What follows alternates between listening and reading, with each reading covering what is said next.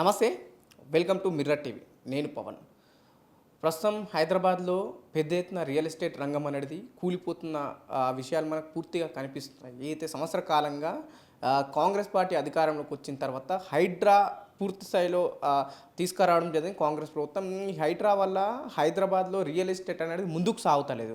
గతంలో చూసిన గత 10 సంవత్సరాలలో రియల్ ఎస్టేట్ కావచ్చు, లేకపోతే భూమి ధరలు కావచ్చు, ఆకాశాన్ని అంటున్న విషయాలు మన అందరికీ తెలిసిందే. కానీ ఈ హైడ్రా రావడం వల్ల, కాంగ్రెస్ పార్టీ అధికారంలోకి రావడం వల్ల పూర్తిగా రియల్ ఎస్టేట్ అనేది పడిపోయింది. హైదరాబాద్ ఇమేజ్ కూడా పెద్ద ఎత్తున దెబ్బతింటుందని మనకి ఇక్కడ ఉన్న రియల్ ఎస్టేటర్ కావచ్చు, ఇక్కడ ఏదైతే ఇక్కడికి వచ్చి నివసిస్తున్న వాళ్ళు చెప్పడం జరుగుతుంది. మనం మాట్లాడే ప్రయత్నిద్దాం. మనతో పాటు రియల్టర్ రూపారెడ్డి గారు ఉన్నారు. అక్క, ఎట్లా చూడొచ్చు ప్రస్తుతం హైదరాబాద్లో రియల్ ఎస్టేట్ అనేది ఒక్కప్పుడున్నంత విధంగా ఇప్పుడు కనిపిస్తలేదు కదా, దీన్ని ఎలా చూస్తారు? నిజంగా ఇప్పుడు మనము గత ప్రభుత్వం ఉన్నప్పుడు పోల్చుకుంటే ఇప్పుడు వచ్చిన ప్రభుత్వాన్ని కంపేర్ చేసుకుంటే బిల్డర్స్తో పాటు చాలామంది సామాన్యులందరూ కూడా చాలా అతలాకుతలం అయిపోతుంది. నిజానికి ఇవాళ రియల్ ఎస్టేట్ రంగం చూసుకుంటే చాలా దారుణమైన పరిస్థితిలో మేమంతా కూడా ఉన్నాము అందరం. ఎందుకంటే అదే ఒక ఆధారంగా ఒక తెలంగాణ రాష్ట్రం అంటేనే ఎక్కడి నుంచైనా సరే తెలంగాణ రాష్ట్రంలో ధైర్యంగా పెట్టుబడులు పెట్టాలనుకున్న వాళ్ళంతా కూడా ఇవాళ అధైర్యపడుతున్నారు. ఇన్వెస్ట్మెంట్స్ చేయాలన్నా భయపడుతున్నారు. ఇదివరకు తెలంగాణ రాష్ట్రం అంటే ఒక రియల్ ఎస్టేట్ అంటే ఒక సస్యశ్యామలంగా కనిపించింది. ఎక్కడ చూసినా, ఎక్కడ విలేజెస్ తీసుకున్నా, మన విత్ ఇన్ సిటీ తీసుకున్న, సిటీ సరౌండింగ్స్ తీసుకున్న, ఎక్కడైనా సరే రియల్ ఎస్టేట్ రంగం తెలంగాణ రాష్ట్రం అనేది ఒక అగ్రరాజ్యం లాగా ఉండే, ఫస్ట్ స్థానంలో ఉండే. ఇప్పుడు లీస్ట్కి పడిపోయింది. ఎవరైనా ఇన్వెస్ట్మెంట్ చేద్దామన్నా అమ్మో ఎక్కడ హైడ్రా ఉందా అని చెప్పి అసలు ఎక్కడ చూసినా భయభ్రాంతులకే గురైపోతున్నారు ప్రజలందరూ కూడా. ఇవాళ ఎంప్లాయీస్ని తీసుకున్న, సాఫ్ట్వేర్స్ని తీసుకున్న, సామాన్య ప్రజల్ని తీసుకున్న, ఏదైనా చిన్న ప్లాట్లో ఇన్వెస్ట్మెంట్ చేయాలన్నా కూడా 100% ఆలోచిస్తున్నారు. మరి బిల్డర్స్ పరిస్థితి ఏంది? ఇప్పుడు వెంచర్స్ వేస్తున్న వాళ్ళ పరిస్థితి ఏంది? అసలు ఎక్కడెక్కడ నుండో అప్పులు తీసుకొచ్చి పెట్టిన వాళ్ళు ఉంటారు. ఎక్కడ ఆ వడ్డీలకి అవన్నీ ఎక్కడ అసలు వాళ్ళ పరిస్థితిని చూస్తే మా పరిస్థితిని అందరిని చూసి అయోమయమైన పరిస్థితిలో ఇవాళ అందరం కూడా అనుభవిస్తున్నాము. నిజంగా ఇంత దారుణమైన పరిస్థితి గత 10 సంవత్సరాల్లో మేము ఎప్పుడు కూడా చూడలేదు. కాంగ్రెస్ ప్రభుత్వం వచ్చి సంవత్సరం లోపలనే ఇవాళ వ్యవస్థనే మొత్తము అడ్డదారుల కనకుండా అసలు మొత్తము నాశనం చేసిందని చెప్పి నేను భావిస్తున్నాను. అంటే ఇప్పుడు గతంలో 10 సంవత్సరాలు హైదరాబాద్ కావచ్చు, లేకపోతే ఈ రియల్ ఎస్టేట్ వ్యవస్థ కావచ్చు, ఒక ప్లేస్లో ఉన్నదని కాస్త పైకి తీసుకెళ్ళిన ఘనత అయితే బీఆర్ఎస్ ప్రభుత్వం మీరు చాలామంది చెప్తూ వస్తున్నారు. కానీ ఈ సంవత్సర కాలంలో హైడ్రా వల్ల ఎటువంటి దెబ్బ తినింది? రియల్టర్లు ఎట్లా ప్రాబ్లమ్ ఫేస్ చేస్తున్నారు ఇన్వెస్ట్ చేసిన వాళ్ళు అంటే ఏం చెప్తారు? గత ప్రభుత్వం ఉన్నప్పుడు ఎక్కడ కూడా సమస్య లేకుండా అందరు ప్రజలు చాలా సంతోషంగా ఇన్వెస్ట్ చేసి దానిపైన ప్రాఫిట్స్ తీసుకొని మళ్ళీ ఇన్వెస్ట్మెంట్స్ చేయడం అట్లాంటివన్నీ రొటేషన్ టైప్ లాగా అట్లా చాలా చక్కగా జరిగింది. ఎప్పుడైతే ఈ హైడ్రా ఎఫెక్ట్ అనేది పడ్డదో, ఈ హైడ్రా అనేది కొంతమందికే పరిమితం అన్నట్టు బాగా గొప్పగా ఉన్న వాళ్ళకి వాళ్ళకేమో ఏమీ కూల్చకుండా సామాన్య ప్రజలు ఎవరైతే వాళ్ళ జీవితాలను గడుపుతున్నారో అటువంటి సామాన్యుల ప్రజలపైన చాలా ప్రభావితం చేసింది. ఇప్పుడు వాళ్ళకి ఏమైపోయిందంటే, ఇప్పుడు ఎవరన్నా ఏదైనా ఇన్వెస్ట్మెంట్ చేయాలనుకుంటే ఇక్కడ పెద్ద పెద్ద బిల్డింగ్లను కూల్చేసిండు, అన్ని కూల్చేసిండు. ఇప్పుడు పేద ప్రజలకు అందరికీ ఇబ్బంది పెడుతుండు, మిడిల్ క్లాస్ ప్రజలకు ఇబ్బంది పెడుతుండు. ఎవరైనా బిల్డర్స్ ఏదైనా ఇన్వెస్ట్మెంట్ చేద్దామన్నా వాళ్ళు కూడా భయపడిపోతున్నారు. ఎందుకంటే ఇప్పుడు ఈ హైడ్రా ఎఫెక్ట్ వల్ల కొంతమంది అమౌంట్లు ఇచ్చిన వాళ్ళు కూడా ఎటువంటి ప్రభావం ఉందో ఏముందో అని చెప్పి రిటర్న్ తీసుకోవడం కూడా జరుగుతుంది. ఆ మొత్తానికి ఎట్లా అంటే ఒక డిస్టర్బెన్స్ జరుగుతుంది. ఇదేంటంటే ప్రభుత్వం పైన ఉన్న కక్షనో లేదంటే ఏదో కానీ మొత్తానికి సామాన్య ప్రజలతో పాటు బిజినెస్ చేసే రియల్టర్స్, బిల్డర్స్ అందరూ కూడా చాలా ఇబ్బంది పడుతున్నారు. ప్రభుత్వం ఏదైతే నిర్ణయాలు తీసుకుంటుంది ఈ రియల్ ఎస్టేట్ వ్యాపారుల విషయంలో, నిజంగానే హైడ్రా వల్ల ఎంతవరకు ఆ రియల్టర్ నష్టపోతున్నారు? ఈ రియల్టర్ కావచ్చు, రియల్ ఎస్టేట్ నష్టపోతే ప్రభుత్వానికి ఎటువంటి నష్టం కలుగుతుందంటే ఏం చెప్తారు? మొత్తానికి రియల్టర్స్ అందరు నష్టపోయిండ్రనే చెప్పాలి. ఇప్పుడు అంటే యాక్చువల్గా ఇప్పుడు హైడ్రా వల్ల మొత్తం కూల్చివేతలు జరిగినప్పుడు ఒక సైకాలజీ ప్రకారం అందరికీ ఇప్పుడు ఇన్వెస్ట్మెంట్ చెయ్యాలి అనుకున్న వాళ్ళందరూ కూడా భయపడిపోతారు. ఫస్ట్ అక్కడ లాస్ అయిపోయినట్టే కదా, ఇప్పుడు బిల్డర్స్ దగ్గరకు వచ్చే ఇన్కమ్ అంతా లాస్ అయిపోయినట్టే. ఇక్కడ మొత్తం నెగటివ్ ప్రొపగాండా అంతా వచ్చేసినప్పుడు ఇన్వెస్ట్మెంట్ చేయాలనుకున్నాడు వాడు ఏం ఆలోచిస్తాడు? ఇప్పుడు ఎందుకు ఇప్పుడు చేయొద్దు, కొన్ని రోజుల తర్వాత ఆలోచిద్దాం, మళ్ళీ వేరే ప్రభుత్వం వచ్చిన తర్వాత ఆలోచిద్దాం అన్నప్పుడు ఇక ల్యాక్ ఆఫ్ ఇన్కమ్ పోయినట్టే కదా, లాస్ అయిపోయినట్టే కదా. మొత్తం ఇప్పుడు బిల్డర్స్కి వచ్చే ఇన్కమ్ అంతా లాస్ అయిపోయినట్టే. పోనీ వెంచర్స్ చేసే వాళ్ళకి లాస్ అయిపోయినట్టే. చిన్న చిన్న ప్లాటింగ్స్ ఇప్పుడు మీడియేటర్స్ ఏజెంట్స్ ఉంటారు, చిన్న చిన్న ప్లాటింగ్స్ క్లోజ్ చేసేవాళ్ళు. అట్లా ఎంతమంది ప్రజలు అంటే చిన్న ఇన్కమ్తో పాటు హై ఇన్కమ్ ఉన్న వాళ్ళు, చిన్న ఇన్కమ్తో పాటు హై ఇన్కమ్ ఉన్న వాళ్ళు అందరూ కూడా ఇబ్బంది పడినట్టే ఇప్పుడు. ఎందుకనంటే ఇప్పుడు వాళ్ళు దానిపైన డిపెండెంట్ ఉంటారు. ఏజెంట్స్ ఎంతో మంది సామాన్య ప్రజల జీవితాలు వెంచర్స్ పైన కానీ ఈ ఫ్లాట్స్ పైన కానీ సేల్ చేస్తే వాళ్ళకు ఒక ఆదాయం అనేది ఉంటుంది. ఆ ఆదాయం అంతా నువ్వు కట్ చేసినట్టే కదా. ప్రతి ఒక్క సామాన్యుడి ఏజెంట్తో పాటు పెద్దవాళ్ళ దగ్గర వరకు కూడా ఎఫెక్ట్ పడ్డట్టే కదా, మొత్తం లాస్ అయినట్టే కదా. ఇప్పుడు మీరు ఎక్కడ మంచి చేస్తున్నట్టు, ఎందుకు ప్రభుత్వం ఆలోచిస్తలేదు, ఎందుకు ఈ విధమైన నిర్ణయాలు తీసుకుంటున్నారు? ఇప్పుడు కక్షపూరితమైనది కాకుండా ఇప్పుడు ఏదో కక్ష సాధించాలి. ఎందుకంటే కేసీఆర్ ఇప్పుడు గత ప్రభుత్వం తెలంగాణ రాష్ట్రం బీఆర్ఎస్ ఉన్నప్పుడు రియల్ ఎస్టేట్ రంగం అనేది అసలు ఎంత బాగుందంటే, ఇప్పుడు చెప్తున్నా వేరే స్టేట్స్ వాళ్ళందరూ కూడా ఒక హైదరాబాద్లోనే ఇన్వెస్ట్ చేయాలి అంటే ఆ విధంగా డెవలప్ అయింది. భూమి రేట్లు కానీ ప్రజలు ఎక్కడ పోయినా కూడా విలేజెస్ అన్నీ కూడా ఎంత డెవలప్మెంట్ అయిపోయినాయి. ఓవరాల్గా ఇప్పుడు ప్రతి ఒక్కరు కూడా కార్లో తిరిగే స్టేజ్కి గత ప్రభుత్వం తీసుకొచ్చింది. ఇప్పుడు అమ్ముకునే స్టేజ్కి అట్లా తినడానికి కూడా కష్టంగా ఉన్న కొంతమంది ఉన్నారు బిల్డర్స్. అట్లాంటి బిల్డర్స్ కూడా అంటే మింగలేక కక్కలేక అన్నట్టు వాళ్ళ పరువు వచ్చిందంటే పరువు పోతుంది, లేదు అని అంటే ఇక్కడ నష్టం. అంటే మొత్తం అతలాకుతలం చేసేసిండు తెలంగాణ రాష్ట్రాన్ని. అంటే ఇప్పుడు హైదరాబాద్లో ఎక్కువ శాతం అయితే సెటిలర్స్ ఉన్నారు. వాళ్ళు చిన్న పెద్ద ఏం ఇన్వెస్ట్ చేయాలన్నా ఆ ప్లాట్ల విషయంలో అక్కడక్కడ ఇన్వెస్ట్ చేసిన పరిస్థితులు గతంలో చూసినాం. ఇప్పుడు మళ్ళీ ఈ సంవత్సర కాలంలో సెటిలర్స్ ఎక్కడైనా ఇన్వెస్ట్ చేయాలంటే ఎలా చూడొచ్చు వాళ్ళని? ఇదివరకు సెటిలర్స్ అందరూ కూడా చాలా హ్యాపీగా ఫీల్ అయ్యేది. అంటే అబ్బా హైదరాబాద్లో కానీ తెలంగాణ రాష్ట్రంలో కానీ ఇన్వెస్ట్ చేస్తే మాకు మంచి ఫ్యూచర్ ఉంటుంది. ఒక ఇన్వెస్టర్ ఏం ఆలోచిస్తాడు, ఒక ఫ్యామిలీని గురించి ఆలోచిస్తాడు. ఇవాళ పలానా ఏరియాలో ఒక పెట్టుబడి పెడితే కుటుంబానికి ఉపయోగపడుతుంది, సంతానానికి ఉపయోగపడుతుంది, ఎందుకంటే హై రేట్స్ వస్తాయి మనకి అని చెప్పి ఒక నమ్మకంతో ఒక సెటిలర్స్ అందరు కూడా ఉండే. ఒక తెలంగాణ రాష్ట్రం పైన ఆ నమ్మకంతో సెటిలర్స్ అందరూ కూడా తీసుకోవాలని. ఇప్పుడు సెటిలర్స్ అందరూ ఏడుస్తున్నారు, ఎందుకు మేము ఇక్కడ పెట్టినము పెట్టుబడి అన్నట్టు బాధపడే రోజును ఈ రేవంత్ సర్కార్ తీసుకొచ్చింది. అంటే ఇప్పుడు గతంలో ఈ ఏదైతే ల్యాండ్ పైన సిటీలో ఏ ప్లాట్ల పైన పెట్టిన ఆ పెట్టుబడి ఇప్పుడు వృధా అవుతుందంటారే కాంగ్రెస్ పార్టీ అధికారంలో ఉన్న రోజులు? కాంగ్రెస్ పార్టీ అధికారంలో ఉన్న రోజులు ఖచ్చితంగా ప్రతి ఒక్క సామాన్యుడితో పాటు పెద్ద వాళ్ళందరూ కూడా చాలా బాధపడతారు ఖచ్చితంగా. ఎందుకనంటే ఇప్పుడు మనం చూస్తున్నాము, ఇప్పుడు ఇండ్లు కూల్చేసిండ్రు, ఇండ్లు కట్టిన ఇండ్లను కూల్చేసిండ్రు, వాళ్ళ రోదనలు వాళ్ళ ఏడుపు ఏ విధంగా ఉందో చూస్తున్నాము.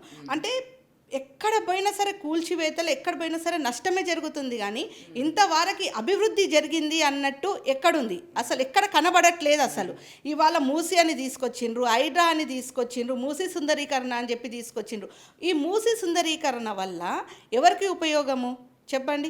అక్కడ ఉన్న ఇండ్లు కూల్చేస్తే అన్ని కుటుంబాలు రోడ్న పడడం నీకు ఇంపార్టెంటా, లేకపోతే కుటుంబాల విలువలు ఇంపార్టెంటా, ప్రజల ప్రాణాలు ఇంపార్టెంటా, లేకపోతే నీకు సుందరీకరణ అవసరమా?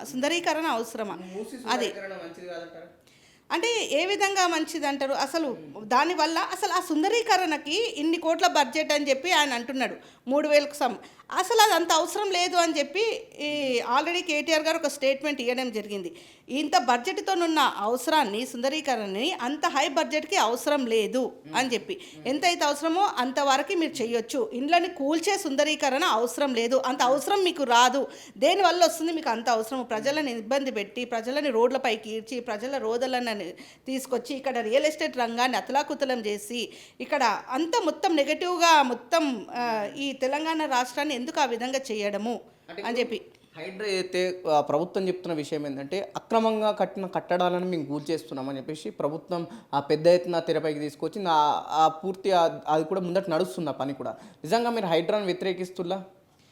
హైడ్రాని వ్యతిరేకం. ఇప్పుడు హైడ్రా వల్ల ఇప్పుడు ఏమని చెప్తున్నారు, ఇప్పుడు హైడ్రా వల్ల మొత్తం ఉపయోగం ఉంది ఎక్కడైతే పర్మిషన్స్ లేకుండాని. గత ప్రభుత్వంలో ఇచ్చిన పర్మిషన్స్తోనే కదా ఇవన్నీ. మరి అప్పుడు ఏమైంది కాంగ్రెస్ బుద్ధి? నేను అడుగుతున్నా, అప్పుడు ఏమైంది? అవును, చాలా వరకు కాంగ్రెస్ ప్రభుత్వం ఉన్నప్పుడే కదా చాలా వరకు ఇవన్నీ జరిగినాయి. సరే ఓకే, మీరు ఏమైనా నోటీస్ ఇస్తున్నారా? బిఫోరు ఇవ్వట్లేదు. సామాన్యుల ప్రజలకి ఒక న్యాయం చేస్తున్నారు, పెద్దవాళ్ళకి ఒక న్యాయం చేస్తున్నారు. మరి ఇప్పుడు వాళ్ళ అన్నదే ఉంది కదా, మరి అదెందుకు కూల్చలేదు వితౌట్ నోటీసెస్? ఎన్నో విల్లాస్ని అవన్నీ ఎందుకు కూల్చలేదు? మరి ఎందుకు పేద ప్రజలని మీరు ఇబ్బంది పెడుతున్నారు? ఎందుకు సామాన్య ప్రజలని మీరు ఇబ్బంది పెడుతున్నారు? కన్వెన్షన్ విషయంలో కూల్చేశారు కదా, అవును, దాని మీద అప్పుడు వైఎస్ఆర్ పీరియడ్లోనే ఆ పర్మిషన్ ఉందని చెప్పి నాకు ఐడియా ప్రకారం ఉంది. మరి అక్కడ ఇప్పుడు అదే చెప్తున్నాను, సమ్ టార్గెటెడ్ పీపుల్ని. ఇప్పుడు మంచి క్వశ్చన్ వేసింది. ఇప్పుడు మీరు ఏంటంటే కన్వెన్షన్ వచ్చేసి నాగార్జున రెడ్డి, ఈవెన్ ఆయన మూవీ ఇండస్ట్రీ వాళ్ళని కూడా ఇబ్బంది పెడుతున్నాడు. అంటే అసలు ఎవరికి ఇబ్బంది పెట్టకుండా ఉంది కాంగ్రెస్ ప్రభుత్వం అని నేను అడుగుతున్నాను. అసలు కాంగ్రెస్ ప్రభుత్వం హయాంలో గత సంవత్సరం లోపలనే అతలాకుతలం చేసేసిండు, ఇండస్ట్రీని అతలాకుతలం చేసేసిండు, సామాన్య ప్రజల్ని అతలాకుతలం చేసేసిండు, లా అండ్ ఆర్డర్ని అతలాకుతలం చేస్తుండు. అంటే ప్రతి ఒక్కరిని సమస్య. నేనేమంటున్నానంటే మీకు ప్రజలు అధికారం ఇచ్చిండ్రు, 10 ఏళ్ల తర్వాత మీరు అధికారంలోకి వచ్చిండ్రు. అధికారంలో వచ్చినప్పుడు ప్రజల పక్షాన్ని నుండి మీరు మంచి పనులు చేయండి. కక్షపూరితమైన కక్షలు పెట్టుకొని సామాన్య ప్రజలు ఇబ్బంది పడేది రేవంత్ సర్కార్ గ్రహిస్తలేదని చెప్పి నేను అంటున్నాను. 6 గ్యారెంటీల విషయానికి వచ్చిండ్రు. 6 గ్యారెంటీలు ఎక్కడ ఇచ్చిండ్రు? 6 గ్యారెంటీలు కూడా ఫుల్ఫిల్ కాలేదు. కరోనా టైంలో పడ్డ ఇబ్బంది, ఇవాళ స్టేట్మెంట్ చూసినాం. కరోనా టైంలో పడ్డ ఇబ్బంది ప్రజలు కరోనా లేకుండా సస్యశ్యామలమైన తెలంగాణ రాష్ట్రాన్ని ఇవాళ అటువంటి ప్రాంతంగా మన రేవంత్ సర్కార్ మళ్ళా రివర్స్గా తీసుకొచ్చిండు. అంటే ఇందాక మీరు ఒక మాట హైడ్రా వల్ల చాలా వరకు రియల్ ఎస్టేట్ రంగం నష్టపోతుంది అన్నారు కదా.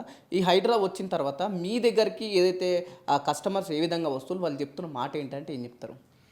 మా దగ్గరికి యాక్చువల్గా ఇప్పుడు గత 10 సంవత్సరాలుగా ఉన్నప్పుడు మాకు ఎటువంటి ఇబ్బందులు కానీ ఏది కూడా జరగలేదు.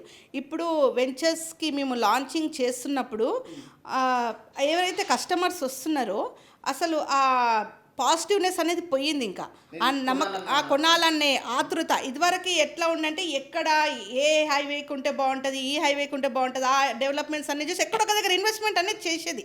ఇప్పుడు ఒక పబ్లిక్ అంతా వెంచర్ లాంచింగ్ అప్పుడు వచ్చినప్పుడు అట్లీస్ట్ ఇన్వెస్ట్మెంట్ చేసి వెళ్దామనే ఆలోచనతోటి ఇన్వెస్ట్ చేసి వెళ్ళలేదు. ఇప్పుడు ఏంటంటే జస్ట్ అట్లా వచ్చి సైట్ విజిట్ చూస్తున్నారు. అంటే మనకి 50% 20% వన్ డే బుకింగ్స్ అయ్యేది అది ఎంత లీస్ట్కి పడిపోయిందంటే ఒక 5% కనిపిస్తుంది హైడ్రా విషయం వల్లనే. ఇప్పుడు హైడ్రా వల్లనే కదా మొత్తం ఇదంతా జరిగింది. ఒకవేళ హైడ్రా అనేది లేకపోతే రియల్ ఎస్టేట్ రంగం మంచిగానే ఉండేది. ఎందుకంటే మొత్తం కూల్చివేతలు కళ్ళ ముందు కనిపిస్తున్నాయి. అన్నీ ఎక్కడ చూసినా కూల్చివేతలు కనిపిస్తున్నాయి, నష్టం కనిపిస్తుంది, అక్కడ ప్రజలు మాట్లాడే మాటలు కనిపిస్తుంది, ఎంత ఇబ్బందులు పడుతున్నారో కనిపిస్తుంది. అవన్నీ కనిపించినప్పుడు ఒక ఎంత పాజిటివ్ మైండ్తో ఒక కస్టమర్ ఉన్నా కూడా ఒక నెగటివిటీ అనేది స్ప్రెడ్ అయిపోయిన తర్వాత నెగటివ్ని ఎక్కువ ఆలోచిస్తారు. అంటే జనరల్గా వాళ్ళు వచ్చినప్పుడు ఈ సమస్యలు అయితే తీసుకోవచ్చు. హైడ్రా ఇది బఫర్ జోన్లో ఉందా, ఎఫ్టీఎల్లో ఉందా, ప్రభుత్వం మేము తీసుకుంటే ఇది ఆక్రమించుకునే అట్లాంటి మన ఆలోచన ఉన్నప్పుడు వాళ్ళు ఆ డౌట్స్తో వచ్చినప్పుడు మీరు ఏ విధంగా వాళ్ళని కన్విన్స్ చేస్తున్నారు, ఏ విధంగా వాళ్ళకు మీ నుంచి ఆన్సర్ ఇస్తున్నారు అంటే ఏం చెప్తారు? ఒక కస్టమర్ మమ్మల్ని వచ్చి అడిగినప్పుడు మేము చాలా రకాలుగా ఎక్స్ప్లెనేషన్ ఇవ్వాల్సి వస్తుంది. ఎందుకంటే ఫస్ట్ కస్టమర్ వచ్చినప్పుడు అంటే అది లీగలైజ్డ్గా ప్రతి ఒక్క డాక్యుమెంట్ ప్రజెంట్ చేసినా కూడా కస్టమర్కి ఎక్కడో ఒక దగ్గర డౌట్ ఉంటుంది. అంటే నిజంగానేనా ఇది, నిజంగానే ఎఫ్టీఎల్ క్లియర్ ఉందా, నిజంగానే ఇది అన్ని లీగలైజ్ ఉందా, నిజంగానే ఇది R1 జోన్లో ఉందా, అంటే ఈ గతగా ఉన్నప్పుడు ఎట్లా ఉండే అని చెప్పి, అంటే లైక్ వాళ్ళకు ఒక నంబర్ ఆఫ్ క్వశ్చన్స్. ఇదివరకు ఎట్లా ఉండే అంటే వచ్చినామా సైట్ చూసిండ్రా మంచిగా మాట్లాడినరా, ఒక ట్రస్ట్ వర్తి కంపెనీ ఉందా లేదా అంతవరకే ఉండేది. ఇప్పుడు ఏమైపోయిందంటే ప్రతిదీ డౌట్ అయిపోయింది కస్టమర్కి. ఎంత పెద్ద కంపెనీ అయినా ట్రస్ట్ లేదు అక్కడ.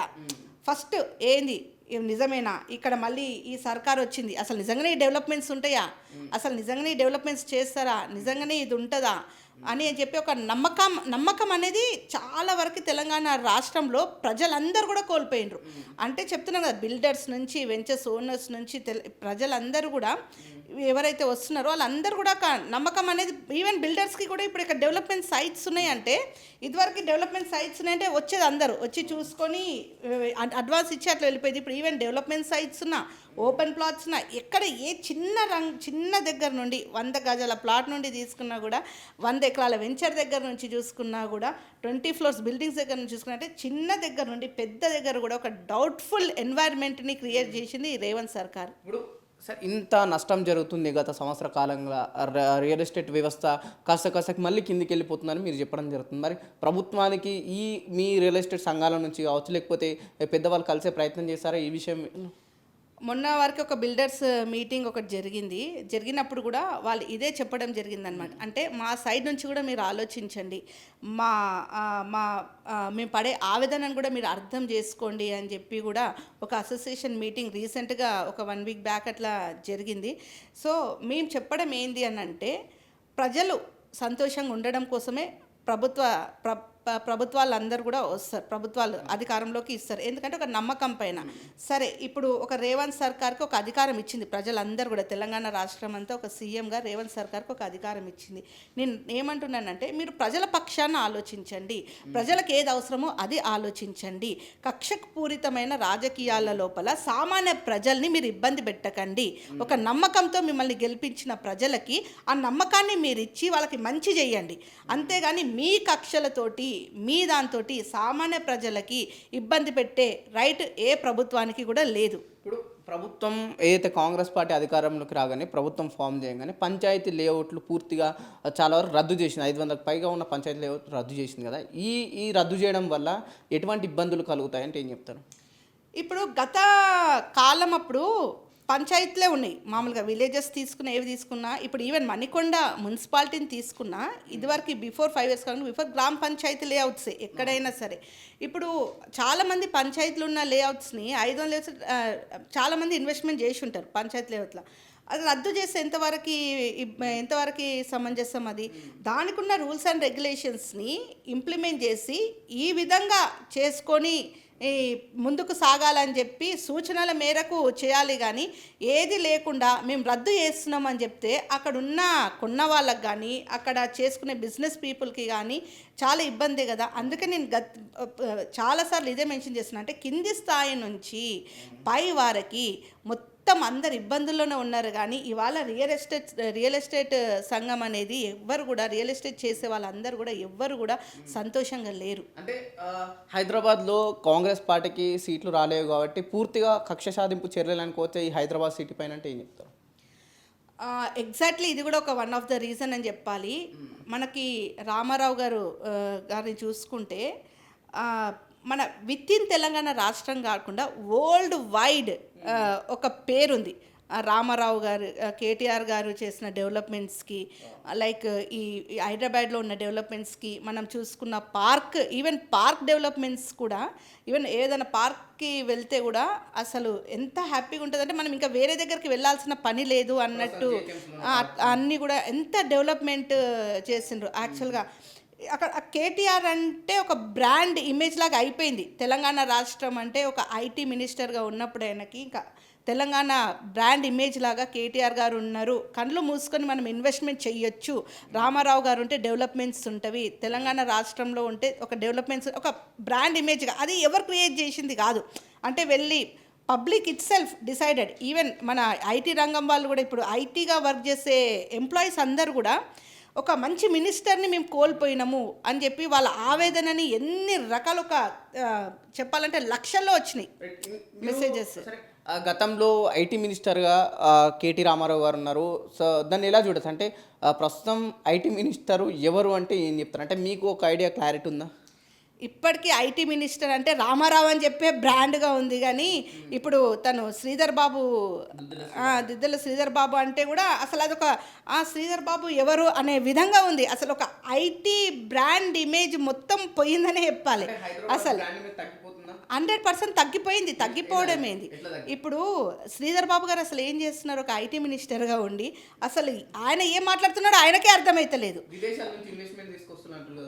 ఇదివరకు ఏం ఇన్వెస్ట్మెంట్లు తీసుకొచ్చిండ్రు, ఎక్కడ తీసుకొచ్చిండ్రు? ఫస్ట్ వాళ్ళు ఇచ్చిన హామీలను అమలుపరచమని చెప్పండి, తర్వాత ఇన్వెస్ట్మెంట్ల గురించి మాట్లాడుకుందాము.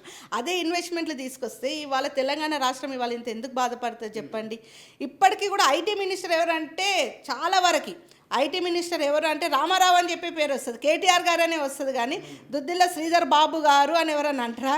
చాలా వరకు అదే ఉంది. కానీ ఇంకా ఈయనది ఇంకా తీర్చుకోలేకపోతున్నారు. పబ్లిక్ అంతా కూడా ఇంకా యాక్సెప్ట్ చేయలేకపోతున్నారు. ఎందుకంటే వీళ్ళు ప్రతి దాంట్లో ఫెయిల్యూర్గానే ఉంటున్నారు. కానీ ఎక్కడ కూడా మనకు ఎస్ రేవంత్ సర్కార్ వచ్చింది, ద పీపుల్ ఆర్ హ్యాపీ అని చెప్పి, అంటే కంపారిటివ్లీ అన్ని ఫీల్డ్స్ని తీసుకున్నా, నాట్ ఓన్లీ రియల్ ఎస్టేట్, ఎక్కడ చూసుకున్నా కూడా తెలంగాణ రాష్ట్ర ప్రజలు ఎక్కడ హ్యాపీగా ఉన్నారు అని చెప్పి నేను అడుగుతున్నాను. ఎవ్వరు కూడా హ్యాపీగా లేరు, చాలా ప్రాబ్లమ్స్లో ఉన్నారు. రైట్. ఐటీ సంవత్సర కాలంలో ఏదైతే ఎంతవరకు ఇన్వెస్ట్మెంట్లు వచ్చినాయి, ఎంత డెవలప్ అయిందంటే ఏం చెప్తారు? నేనైతే జీరో డెవలప్మెంట్ అనే చెప్తా. అసలు ఐటీ ఇండస్ట్రీలో కూడా ఎక్కడున్నాయి డెవలప్మెంట్స్? ఐటీ పీపుల్ కూడా ఎక్కడ హ్యాపీగా ఉన్నారు? నేను అదే చెప్తున్నాను. Even no one is happy. Not only IT industry, not only real estate, not only any field. If you take any field, if you enter in to any field, ఎక్కడ చూసుకున్నాడా even చెప్తున్నాం కదా, ఈవెన్ పోలీస్ వాళ్ళు కూడా they are also unhappy. Even suicides చేసుకుంటున్నారు. If you take ఇప్పుడు గురుకుల పాఠశాల విద్యార్థులను చూసుకున్నా కూడా, అంటే చిన్న పిల్లల నుంచి ముసలోళ్ళ వారికి కూడా ఎవరు కూడా హ్యాపీగా లేరు. అసలు ఈ ప్రభుత్వం ఇంత మంచి అవకాశాన్ని తెలంగాణ రాష్ట్ర ప్రజలు ఇవాళ కాంగ్రెస్ ప్రభుత్వానికి ఇచ్చినప్పుడు, వీళ్ళు తెలంగాణ రాష్ట్ర ప్రజల గురించి ఆలోచించకుండా ఏ కాడికి కక్షపూరితంగా కేటీఆర్ పైన కేసు పెడదామా, హరీష్ రావు పైన కేసు పెడదామా, లేదా సామాన్యులను కూడా వదులుతలే, సోషల్ మీడియాలో చేసిన వాళ్ళని వదులుతలే. అంటే ఎక్కడ చూసినా వాళ్ళు డెవలప్మెంట్ సైడ్ చూసుకోకుండా టార్గెట్ పూరితమైన రాజకీయాలను ఈరోజు కాంగ్రెస్ ప్రభుత్వం నడిపిస్తుంది. రైట్. ఇప్పుడు ఏదైతే ఆ కేసు విషయం, కేటీఆర్ పైన కేసు విషయాన్ని తీసుకొచ్చారు కాబట్టి, ఏదైతే ఫార్ములా ఈ రేసింగ్ పైన కేసు గత కొంతకాలంగా నడుస్తుంది, సోషల్ మీడియాలో పెద్ద ఎత్తున చర్చ జరుగుతుంది. నిజంగానే ఈ రేసింగ్లో కేటీఆర్ పైన కేసు నమోదయ్యే అవకాశాలు ఉన్నాయి, కేటీఆర్ జైలుకి వెళ్ళే అవకాశాలు కనిపిస్తున్నాయి అంటారా? న్యాయపరంగా చూసుకుంటే అసలు కేసు అనేది కావద్దు. కానీ వీళ్ళు ఏ రకంగా అయినా సరే కేసు పెట్టాలని చెప్పి కక్షపూరితంగా చూపించాలని చెప్పినా కూడా అసెంబ్లీలో ఒక డైనమిక్ లీడర్ అని చెప్పాలి. ఆయన ఛాలెంజింగ్ ఇచ్చిండు కేటీ రామారావు గారు. ఈ రేస్ గురించి చర్చ పెడతాం అసెంబ్లీలో అని చెప్పి చాలా ఓపెన్ స్టేట్మెంట్ ఇచ్చిండు. పబ్లిక్ తెలంగాణ రాష్ట్రం అంతా కూడా గమనించింది. అది ఓపెన్ స్టేట్మెంట్ ఇచ్చింది, మనం చర్చిద్దాము ఈ రేస్ దాని గురించి అని చెప్పి. నేను అడుగుతున్నాను కాంగ్రెస్ ప్రభుత్వానికి, వాళ్ళు ఎందుకు రెడీగా లేరు? ఎందుకు మాట్లాడడానికి రెడీగా లేరు? ఇప్పుడు వాళ్ళు నిందలేస్తున్నారు. అవి నిందలే అని కేటీఆర్ గారు అంటున్నారు. అవి నిందలే, నిజాలు కావు అంటున్నారు. నిజాలు నిరూపించడానికి మేము చర్చకి సిద్ధం, ఓపెన్ చర్చకి సిద్ధమని ఓపెన్ ఛాలెంజ్ చేసిండు అసెంబ్లీలో కూడా. కానీ ఇప్పుడున్న రూలింగ్ ప్రభుత్వము మరి ఎందుకు భయపడుతుంది? ఎందుకు ముఖం చాటేస్తుంది చర్చకు సిద్ధం కాకుండా? అంటే ఇప్పుడు మనకు అందరికీ కూడా అర్థమయ్యేది ఏంటంటే, ఏ రకంగా అయినా సరే మనము ఇబ్బంది పెట్టాలి, ఏ రకంగా అయినా సరే వాళ్ళని జైలుకు పంపించాలి, ఏ రకంగా అయినా సరే ఇందులో కాకపోతే అందులో కాకపోతే ఇందులో, ఇదివరకు కాళేశ్వరం అంటారు, ఇది అంటారు, ఎఫ్టీలు అంటే అన్ని రంగాల లోపల ప్రభుత్వమే తప్పు చేసింది, వీళ్ళే తప్పు అన్నట్టు నిరూపించాలనుకుంటున్నారు. కానీ అది వాళ్ళు ఎన్ని కక్షలు పడినా, ఎన్ని చేసినా, ఎన్ని అబద్ధాల ప్రచారాలు చేసినా తెలంగాణ రాష్ట్ర ప్రజలు ప్రతి ఒక్కరు, ఈవెన్ పిల్లలతో సహా పెద్దల వారికి గమనిస్తున్నారు ఏం జరుగుతుంది, సంవత్సరం పాలనలో ఏం చేస్తున్నారు, ఎటువంటి అభివృద్ధి జరుగుతుంది అనేది ప్రజలందరూ కూడా గమనిస్తున్నారు. అవన్నీ కూడా వాళ్ళు ఎన్ని నిందలు వేసినా కూడా వాళ్ళు ఏమీ చేయలేరు. ఎందుకంటే న్యాయపరంగా వీళ్ళు ఎంతో డెవలప్మెంట్ చేసిండ్రు, ఎన్నో రకాలుగా ఆయన ముందడుగులో ఉన్నాడు కాబట్టి వాళ్ళు ఏది కూడా నిరూపితం కాదది. రైట్. ఏదైతే ఫార్ములా ఈ కార్ రేసింగ్లో కాంగ్రెస్ పార్టీ అధికారంలోకి రాగానే పూర్తిగా ఆ ఈవెంట్ని క్యాన్సిల్ చేయడం జరిగింది. గతంలో బీఆర్ఎస్ ప్రభుత్వం ఉన్నప్పుడు పెద్ద ఎత్తున హైదరాబాద్ తెలంగాణ రాష్ట్ర రాజధాని నడిబొడ్డున ఆ కార్యక్రమాన్ని ఏర్పాటు చేయడం జరిగింది. దానికి పెద్ద ఎత్తున విదేశాల నుంచి స్పోర్ట్స్ పర్సన్స్ కావచ్చు, లేకపోతే ఇతర సెలబ్రిటీస్ అందరూ వచ్చి ఇక్కడ ఆ కార్యక్రమాన్ని చూశారు. ప్రస్తుతం ఇది క్యాన్సిల్ అయింది. తర్వాత దీంట్లో పెద్ద కుంభకోణం జరిగిందని ప్రస్తుతం ఉన్న కాంగ్రెస్ పార్టీ బలంగా చెప్పడం జరుగుతుంది. ఈ విషయాలు అంటే ఈ తీసుకురావడం వల్ల హైదరాబాద్ బ్రాండ్ మీద ఏమో దెబ్బతినే అవకాశాలు కనిపిస్తున్నాయి అంటారా? 100% దెబ్బతింటుంది. ఎందుకంటే ఇదివరకు నేను అదే చెప్తున్నాను, ఓల్డ్ వైడ్ అంతా కూడా తెలంగాణ రాష్ట్రం పైన కళ్ళుండే. అంటే ఎంత మంచి చేసిండు కేసీఆర్ గారి ప్రభుత్వం కానీ, కేటీఆర్ ప్రభుత్వం కానీ. అంటే వాళ్ళు అంత ఇంట్రెస్టింగ్గా మన రాష్ట్రంలో ఏ పెట్టుబడులకైనా సిద్ధంగా ఉండేవాళ్ళు. ఇవాళ ఈ కుంభకోణం అని అది అని ఏ దానికైనా రీజన్స్ అంటే, కేటీఆర్ చేసిన అభివృద్ధిని, కేటీఆర్ ఏ పని తలపెట్టినా, కేటీఆర్ ఇదో సైకిల్ ట్రాక్ అది కూడా అంటే ఏది ఒక ఫారెన్ కంట్రీగా తలపించేటట్టు చెయ్యాలని చెప్పి కేసీఆర్ గారి ఉన్న ఆశయాలను ఏ విధంగా అయినా చెరిపేయాలి అని చెప్పి రేవంత్ సర్కారు ఈరోజు ఈ విధంగా చేస్తుంది. నేనేమంటున్నంటే, మీరు ఎంత చెరిపేయాలన్నా, ఏం చేయాలన్నా, ఏం చేసినా కూడా కేటీఆర్ బ్రాండే. కేటీఆర్ గారు అంటే తెలంగాణ రాష్ట్ర ప్రజలకే కాదు, ఓల్డ్ వైడ్ కూడా ఒక నమ్మకం ఉంది, ఒక ఇది ఉంది. ఇప్పుడు ఖచ్చితంగా మళ్ళీ బీఆర్ఎస్ ప్రభుత్వం అధికారంలోకి వచ్చినప్పుడు అప్పుడు ఎటువంటి డెవలప్మెంట్స్ అన్నీ కూడా కేటీఆర్ గారు ఇంకా అభివృద్ధి చేస్తాడని చెప్పి నమ్మకం ఉంది. ఇవాళ వీళ్ళు ఏం లేదు, తెలంగాణ రాష్ట్రం ఈ కేసీఆర్ గారి ఆనవాళ్ళను కేటీఆర్ గారు అభివృద్ధి చేసిన దాన్ని నాశనం పట్టియాలని చెప్పి ఒక కక్షపూరితంగా ఇవన్నీ చేస్తున్నాడని చెప్పి తెలంగాణ రాష్ట్ర ప్రజలకే కాకుండా విదేశాల్లో ఉన్నారు వరల్డ్ వైడ్ అందరికీ కూడా గమనిస్తున్నారు. అదంతా అర్థమైపోతుంది. ఇంకా ఎందుకంటే రేవంత్ రెడ్డి గారు ఇప్పుడైనా సరే ప్రజల వైపు దృష్టి పెట్టి ప్రజల సమస్యలను తెలుసుకొని ప్రజలకి మంచి జరిగే విధంగా తను అభివృద్ధి చేస్తే బాగుంటుందని చెప్పి మేము అనుకుంటున్నాం. రైట్, ఇది ఏదైతే హైదరాబాద్లో పూర్తిగా హైడ్రా తీసుకురావడం వల్ల రియల్ ఎస్టేట్ రంగం పూర్తిగా కుంగిపోయింది. దీన్ని మళ్ళీ తీసుకురావాలంటే గతంలో ఏదైతే ఏ విధంగా అభివృద్ధి చేసి విధ్వంసం కాకుండా మళ్ళీ అభివృద్ధి వైపు నడుస్తేనే ఈ రియల్ ఎస్టేట్ రంగం మళ్ళీ పైకొచ్చే అవకాశాలు ఉన్నాయి. ఎక్కడైతే విధ్వంసాలు చేస్తే రియల్ ఎస్టేటే కాదు ఏ ఒక్క రంగం కూడా పూర్తి స్థాయిలో బాగుపడదని చెప్పేసి మనకు రూపారెడ్డి గారు బలంగా చెప్పడం జరుగుతుంది. అయితే గతంలో బీఆర్ఎస్ ప్రభుత్వం కావచ్చు లేకపోతే కేటీఆర్ గారు కావచ్చు హైదరాబాద్ని పూర్తి స్థాయిలో ప్రపంచ స్థాయిలో నిలబెట్టారు. ఈ కార్ రేసింగ్ కూడా ఏదైతే హైదరాబాద్కి తీసుకురావడం వాళ్ళకు చెందిన ఘనత అని చెప్పి కూడా చెప్పడం జరుగుతుంది. కెమెరామెన్ కిరణ్తో పవన్, మిర్రర్ టీవీ, హైదరాబాద్.